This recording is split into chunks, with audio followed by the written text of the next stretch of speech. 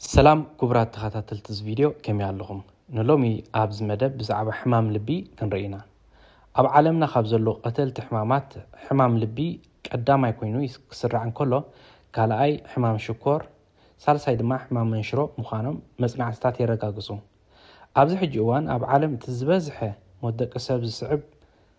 حمام لبي مخانو خرقاقص كله تنقنا يزيهم كا بزوم صعب مخنياتات يقلت ልብ ብትህቦ አገልግሎት ካፕተን ኣብ ሰብነትና ዝርከባ ኣካላት ወይ ከዓ ኦርጋንስ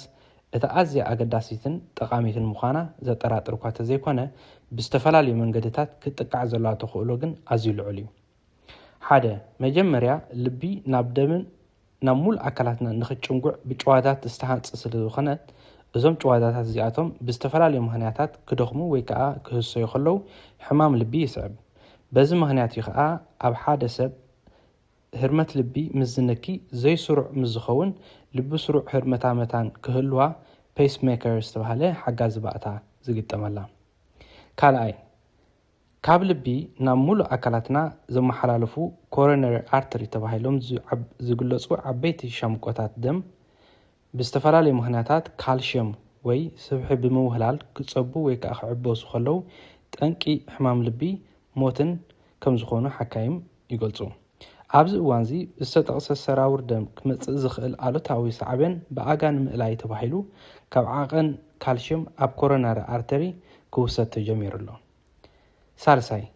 ልብና ንምጭንጓዕ ንምቕባል ደምን ዝቆጻጸሩ መሳኹቲ ወይ ከዓ ቫልቮላታት ወይ ከዓ ቫልቭስ ተባሂሎም ዝጽውዑ ስለ እትውነን እዞም ዝተጠቕሱ ቫልቮታት ብዝተፈላለዩ ምኽንያታት ክህሰዩ ወይ ክበላሸው ከለዉ ሕማም ልቢ ይኸትል። ራብዓይ ብዘይካዞም ዝተጠቕሱ ጠንቅታት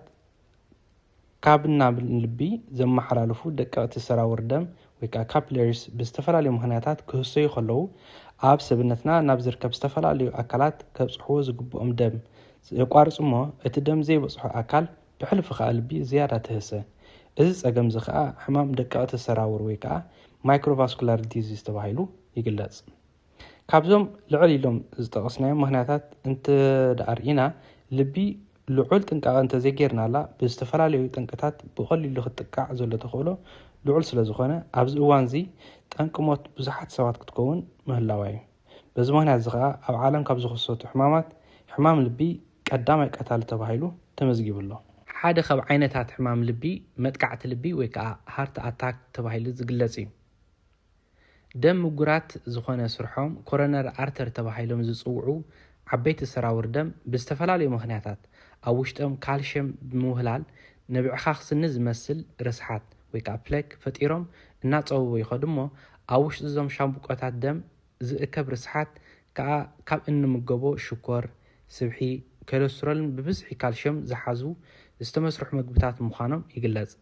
ዝተመስርሑ ምግብታት ነዊሕ ክጸንሑ ተባሂሎም ጽሕጎም ወይ ከዓ ፋይበር ስለ ዝእለ ቀንዲ ጠንቂ ጥዕና ብሓፈሻ ከዓ ጠንቂ ሕማም ልቢ ብፍላይ ከዓ ኮይኖም ክንረኽቦም ንኽእል። ካብ ዝተፈላለዩ ምግብታት እንረኽቦ ካልሽየም ዝተባሃለ ባእታ ከዓ እቲ ቀንዲ ጠንቂ ናይ ምእካብ ርስሓት ወይ ከዓ ብዕኻኽ ኣብ ሻምብቆታት ደም ምዃኑ ክረጋገጽ ተኻኢሉ እዩ። ካልኣይ ስብሒ ናውቲ ክብዲ እዩ። ሓደ ካብ ጠንቅታት መጥቃዕቲ ልቢ ዝኾነ ኣብ ናውቲ ክብድና ዝእከብ ስብሒ ምዃኑ ዝተገብረ መጽናዕቲ ይሕብሩ። ኣብ ናውቲ ክብዲ ዝእከብ ስብሒ ካብ ካልእ ሰብነት ኣካላትና ካብ ዝእከብ ስብሒ ብዓይነቱ ዝተፈለየ እዩ። ኣብ ካልእ ኣካላትና ዝእከብ ስብሒ ትሕቲ ቆርበትና እዩ ዝእከብ። ስብሒ ናውቲ ከብዲ ግና ኣብ ማዕሙቕ ከብዲ ጉርጋሕ ወይ ከዓ ኣብዶሚናል ካቪቲ ተሸጒጡ ዝውህለል እዩ። ብቐሊሉ ክእለ ዘይክእል ኣብ ርእሲ ምዃኑ ከዓ መርዛም ነድሪ ኣካላት ዝፈጥር ምዃኑ ይግለጽ። ስብሒ ናውቲ ከብዲ ኣብ ዝእከበሎም ቀንዲ ምኽንያታት ከዓ እዞም ዝስዕቡ ክጥቀሱ ይከኣል። ሓደ ብዙሕ ምምጋብ ብዙሕ መግቢ ኣብ እንወስደሉ ግዜ ካብ ንቡር ንላዕሊ ኢንሱሊን ነፍሪ እሞ መግቢ ሓቂቑ ብምሉእ ክንህሉ እንተዘይክኢልና ከዓ ምእካብ ስብሒ ኣብ ናውቲ ከብዲ የስዕብ። ካልኣይ ጭንቀት እዩ። ሕዱር ጭንቀት ወይ ከዓ ሻቕሎት ኮርቲሶል ዝበሃል ነዝዒ ወይ ከዓ ሆርሞን ብብዝሒ ከም ዝፈሪ ይገብር እሞ መጠን ሽኮር ወይ ከዓ ግሉኮስ ኣብ ሰብነትና ይዛይድ ናብ ስብሒ ተቐይሩ ከዓ ኣብ ናውቲ ከብድና ከም ዝኽዘን ይገብር። ሳልሳይ ተፈጥሮ እዩ። ሓደ ሰባት ተፈጥራዊ ወይ ከዓ ጀነቲካሊ ስብሒ ናውቲ ከብዲ ናይ ምኽዛን ባህሪ ኣለዎም። ራብዓይ ዋሕዲ ምንቅስቓስ ኣካላት እዩ። ዝግባእ ኣካላዊ ምንቅስቓስ ብዘይ ምግባርና ዝበላዕናዮ ምግቢ ከነቃጽሎ እንተዘይክኢልና ናብ ስብሒ ተቀይሩ ኣብ ኣካላትና ብሕልፊ ከዓ ኣብ ናውቲ ከብድና ከም ዝእከብ ይኸውን ራብዓይ ዕድመ ምስ ምድፋዕ ዕድመ ስርዓተ ምሕቃቅ ምግቢ መጠኑ ስለ ዝንኪ ምኽዛን ስብሒ ኣብ ናውቲ ከብዲ እናዛየደ ይኸይድ ኣብ ርእሲ እዚ ስብሒ ናውቲ ከብዲ ንልቢ ጸላም ከብዲ ኮላሊት ከምኡን ፓንክሪያስ ወዘተ ብብዝሒ ብስብሒ ተሸፊኑ ንቡር ዕማማተን ከየተግብራ የተዓናቅፈን ስብሒ ናውቲ ከብዲ ብብዝሒ ምስ ዝእከብ ከብድና ንቅድሚት ይውጠጥ እሞ ቀንዲ ጠንቂ መጥቃዕቲ ልቢ ክኸውን ይኽእል ብተወሳኺ መጥቃዕቲ ልቢ ዝኽሰተሉ ኣገባብ ከም ዝስዕቡን ኣሎ ብውሽጣውን ግዳማውን ኮሮነር ኣርተሪ ዝእከብ መብዛሕትኡ ብካልሽየም ዝተዓብለለ ርስሓት ወይ ከዓ ብዕኻኽ ወይ ከዓ ፕለክ ሻምቆታት ወይ ሰራውር ደም እንዳፀውቡ ይኸዱ እሞ ኣብ መጀመርታ ፀቕጢ ደም የስዕብ ነፀገም ዝበኣገኡ ኣለሊና ቅዲ ኣናብራና ወይ ከዓ መጋግባና ከምኡውን ምንቅስቃስ ኣካላትና እንተዘየዘውቲርና ዋሕዲ ደም ናብ ልቢ ብምጭንጓዕ ወይ ከዓ አንጃይና ፔክቶሪስ ዝበሃል ሕማም ክኸትል ይኽእል ነዚ ጠንቂ እዚ ብዘይ ምስትባሃልና ወይ እውን ብዘይ ምግዳስ እናማዕበለ ብዝኸደሉ እዋን ኣብ ኮሮነር ኣርተሪ ዝእከብ ርስሓት ወይ ከዓ ብዕኻኽ ብብዝሒ ካብ ምእካብ ዝተለዓለ ዝተፈላለዩ ምክንያታት ከስዕብ ይኽእል ካልእ ጠንቂ ምፅዋር ኢንሱሊን ወይ ከዓ ኢንሱሊን ሬዚስታንስ በቲ ንቡር ኣገባብ ካርቦሃይድሬት ወይ ከዓ ግሉኮስ ኣብ እንምገበሉ ግዜ ካብ ፓንክሪያስ ብዝምንጩ ኢንሱሊን ዝበሃል ሆርሞን ተመስሪሑ ብኡ ንብኡ ናብ ዋህየታት ሰብነትና ይግዕዝ ደም ከዓ ካብ ሽኮር ነፃ ይኸውን እዚ ዝኾነሉ ምክንያት ሽኮር ካብ ደም ብቁልጡፍ እንተዘይተኣልዩ ኣብ ቀያሕቲ ዋህየታት ደም ምስ ዝርከብ ሄሞግሎቢን ዝተባሃለ ፕሮቲን ብምልጋም ነቲ ስሩዕ ዕማም ናይዚ ፕሮቲን ስለ ዘጓናድቦ እዩ መስርሕ ጥምረት ናይ ሽኮርን ሄሞግሎቢን ከዓ ግላይኬሽን ተባሂሉ ይግለጽ ኣብዚ እዋን እዚ ከዓ ግላይኬሽን እቲ ቀንዲ መለለይ ሕማም ሽኮር ኣብ ሰባት ኮይኑ የገልግል ምህላው ይፍለጥ ምክንያቱ ዕምሪ ቀያሕቲ ዋህያታት ደም ብገምጋም ካብ 3 ክሳብ 4 ወርሒ ስለ ዝኾነ ቅድሚ ምማቶም ኣብ ውሽጢ 3 ወርሒ ዝኣከብዎ ሽኮር ብቐሊሉ ክዕቀን ስለ ዝከኣል እዩ እዚ ኣገባብ መለለይ ሕማም ሽኮር ከዓ A1C ወይ ከዓ ግላይኬትድ ሄሞግሎቢን ተባሂሉ ይግለጽ ብዘይካዚ ኣብ ደም ንነዊሕ ግዜ ከይተኣልየ ዝጸንሕ ሽኮር ኣብ ሰውነትና ምዝርከቡ ኬሚካላት ኢንዛይማት ወይ ከዓ ሆርሞናት ብምልጋብ ናብ መርዚ ተቀይሩ ዕማም ናይዞም ኬሚካላት የተዓናቅፍ ንቡር መስርሕ ኣካላት ወይ ከዓ ኦርጋንስ ኣመዛዊሉ ከዓ ዝተፈላለዩ ሕማማት ብሕልፊ ከዓ ሕማም መንሽሮ የቃልዓና ምፅዋር ኢንሱሊን ወይ ከዓ ኢንሱሊን ሬዚስታንስ ዝበሃል ክስተት እምበኣር ቀልቀልጢፍና ኣብ 2 ወይ 3 ሰዓታት ብተደጋጋሚ ካርቦሃይድሬት ወይ ከዓ ስታርች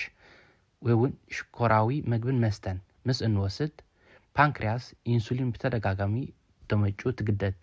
እዚ መስርሕ እዚ ከዓ ኣብ ሓፂር ግዜ ብተደጋጋሚ ክሰት እንከሎ ኢንሱሊን ብብዝሒ ኣብ ደም ስለ ዝጸንሕ ሰውነትና እናለመዶ ይኸይድ እሞ ንጡፍ ዕማም ናይ ኢንሱሊን ምስ ግዜ እናጎደለ ይኸይድ እዚ ከዓ ኢንሱሊን ሬዚስታንስ ወይ ከዓ ምፅዋር ኢንሱሊን ኢልና ንገልጾ ኣቀዲሙ ብውሕድ ዓቐን ኢንሱሊን ዝሓቅቕ ዝነበረ መጠን ሽኮር ወይ ከዓ መግቢ ሕጂ ዝያዳ ኢንሱሊን ይደሊ ምክንያቱ ዋህያታት ሰብነትና ንኢንሱሊን ዝነበሮም ግብረ መልሲ ስለ ዝጎድል በዚ ምክንያት እዚ ከዓ ፓንክሪያስ ወይ ከዓ ቆስጠ ዝያዳ ኢንሱሊን ከተመንጩ ትግደድ እዚ ክስተት እዚ ከዓ ምፅዋር ኢንሱሊን ወይ ከዓ ኢንሱሊን ሬዚስታንስ ተባሂሉ ይግለጽ ሓደ ካብ ጠንቂ ሕማም ሽኮር ምዃኑ ከዓ ይፍለጥ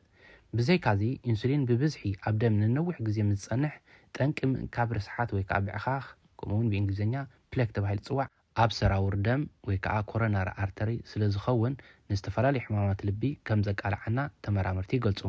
ብተወሳኺ ጽሕጊ ወይ ከዓ ፋይበር ዘይብሎም ዝተመስርሑ ከም ቢሽኮቲ ቺፕስ ኬክ ወዘተ ዝኣመሰሉ ምግብታት ደጋጊምና ምስ እንምገብ ንኽሓቁ ግዜ ስለ ዝወስደሎም ፓንክሪያስ ብብዝሒ ኢንሱሊን ከተመንጩ ትግደድ ብኸምዚ ገባብ ከዓ ዝሓቐቐ ግላይኮጅን ዝተባሃለ ሽኮር ኣቃጺልና ብኣግኡ ክንጥቀመሉ እንተዘይክኢልና ኣብ ጸላም ከብድን ኣብ ካልኦት ኣካላትና ናውቲ ከብድን ተኣኪብ ስብሒ ናውቲ ከብዲ ይፈጥር ቀንዲ ጠንቂ ጥዕናዊ ጸገም ብሕልፊ ከዓ ጠንቂ ሕማም ልቢ ይኸውን ኮሌስትሮል ኣብ ዋህያታትና ኣብ ኩሎም እንስሳታት እንተላይ ደቂ ሰባት ካብ ዝወስድዎ ምግብታት ዝምስራሕ ኣብ ህይወት ኣዝዩ ጠቃሚ ኬሚካል እዩ ኣብ ሰብነትና ኮሌስትሮል ካብ እንምገቦም ከም ዓሳ እንቋቁሖ ስጋ ጠስሚ ዘይቲ ኣልኮላዊ መስተ ወዘተ ይምስራሕ ሓደ 68 ኪሎ ግራም ወይ ከዓ 150 ፓውንድ ዝምዘን ወዲ ተባዕታይ ንኣብነት 1 ግራም ወይ ከዓ 1000 ሚሊ ግራም ኮሌስትሮል ኣብ መዓልቲ ካብ ዋህያታት ሰውነቱ የመስርሕ ካብዚ 35 ግራም ንመትረሪ ውሽጣዊ መሸፈኒ ዋህያታት ወይ ከዓ ሰል መምብሬን ይጥቀመሉ ቀንዲ ዕማም ኮሌስትሮል እምበኣር ነዞም ዝስዕቡ እዮም ሓደ ቅርጽን ተዓጻጻፍነትን መሸፈኒ ዋህያታት ይዕቅብ ካልኣይ ሆርሞናት ንኣብነት ኮርቲሶል ኤስትሮጅን ወዘተ ንምምንጫው ይሕግዝ ሳልሳይ ንሓሞት ንምስራሕ የገልግል ራብዓይ ዕማማት ጸላም ከብዲ የቃላጥፍ ብሓፈሻ ከዓ ዕማም ኮሌስትሮል ስርዓተ ምሕቃቅ መግቢ ምስተኻየደ ስብሒ ብመንገዲ ሰራውር ደም ናብ መላእ ኣካላትና ምግዓዓዝ እዩ ኣብ ሰብነት ወዲ ሰብ ክልተ ዓይነት ኮሌስትሮል ክህሉ እንከለው እቲ ሓደ ጠቃሚ ኮሌስትሮል ወይ ከዓ ጉድ ኮሌስትሮል ኢልና ንጽውዖ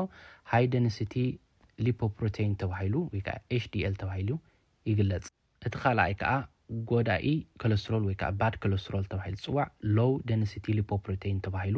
ይግለጽ ጠቃሚ ኮሌስትሮል ወይ ከዓ HDL ጠቃሚ ዝተባሃሉ ቀንዲ ምክንያት ከዓ ዝያዳ ወይ ከዓ ኤክሰስ ኮሌስትሮል ካብ ዋህያታት ሰውነትና ናብ ጸላም ከብዲ ብምግዓዝ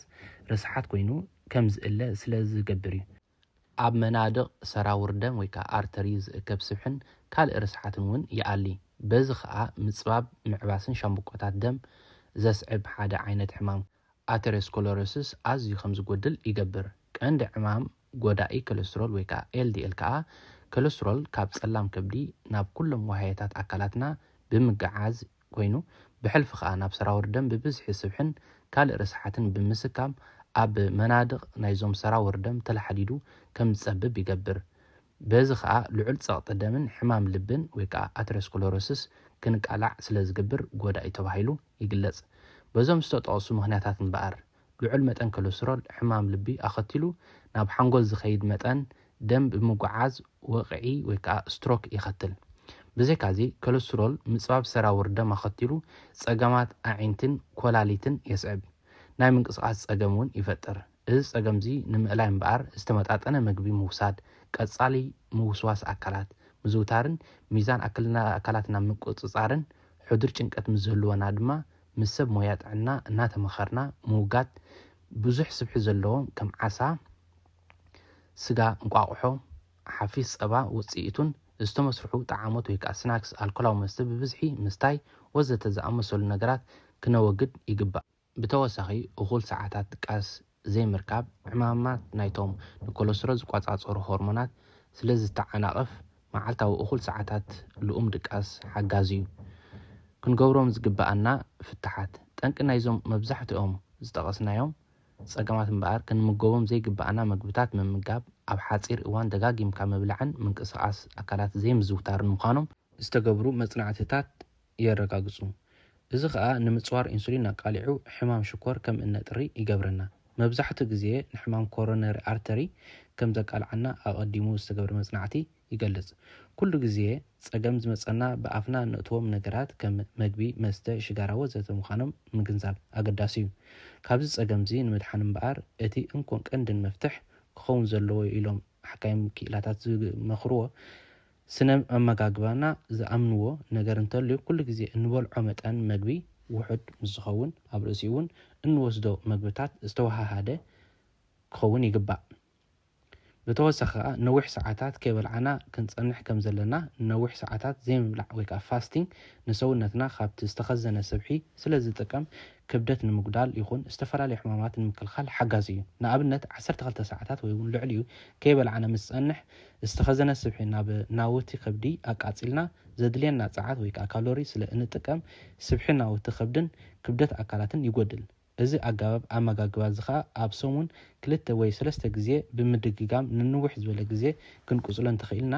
ስብሒ ናውቲ ከብድና ክብደትናን ኣካላትናን ክጉድሎ ከም ዝኽእል ሓካይም ይመኽሩ ከይበልዓና ንንውሕ ሰዓታት ምስ እንጸንሕ ዓቐን ኢንሱሊን ኣብ ደምና ይንኪ ምግቢ ስለ ዘይበልዓና ከዓ ኣብ ጸላም ከብዲ ካብ ዝተኸዘነ ስብሒ ንጥቀም ኣብዚ መስርሕ እዚ ጸላም ከብዲ ንዝኸዘነቶ ስብሒ ናብ ኬቶን ዝተባሃለ ባእታ ቀይራ ኣብ ክንዲ ግሉኮዝ ንምምንጨው ጸዓት ትጥቀመሉ ንሎሚ ዝነበረኒ መደብ ነዚ ይመስል ኣብ ቀጻሊ ብኻልእ መደብ ክሳብ ንራኸብ ቻው